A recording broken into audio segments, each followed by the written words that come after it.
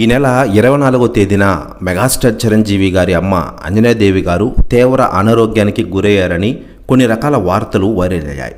దీంతో ఆమెను హుటాహుటిన ఆసుపత్రికి తరలించారంటూ వార్తలు వైరల్ అయిన విషయం మనకందరికీ తెలిసిందే.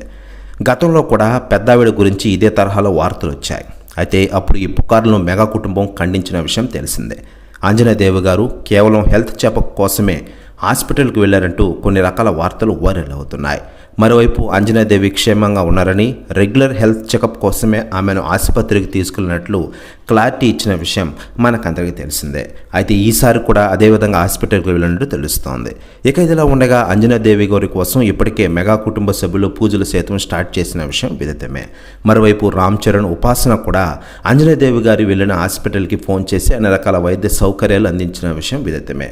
ఆ తర్వాత అంజనాదేవి గారితో ఉండి మరీ చెకప్ చేయించారట. ప్రస్తుతం న్యూస్ కూడా తెగ వైరల్ అవుతోంది టోటల్ తెలుగు ఇండస్ట్రీలో. మరోవైపు అంజనాదేవి గారి ఆరోగ్యం గురించి ఆయన కొడుకు నాగబాబు గారు కూడా నెట్టింట్లో ఒక పోస్ట్ పెట్టిన విషయం తెలిసిందే. అమ్మ ఆరోగ్యంగానే ఉన్నారంటూ ట్వీట్ చేశారు. ప్రస్తుతం ఈ పోస్ట్ వైరల్ అవుతుండగా అంజనాదేవి క్షేమంగా ఉన్నట్లు తెలియడంతో మెగా అభిమానులు, సినీ ప్రముఖులు హ్యాపీగా ఉన్నారు. ఇక ఇదిలా ఉండగా లేటెస్ట్గా అందుతున్న సమాచారం ప్రకారం పవన్ కళ్యాణ్ గారు ప్రస్తుతం ఆంధ్రప్రదేశ్ రాష్ట్ర ఉప ముఖ్యమంత్రి హోదాలో ప్రజలకు మెరుగైన సేవలు అందిస్తూ ఉన్నారు.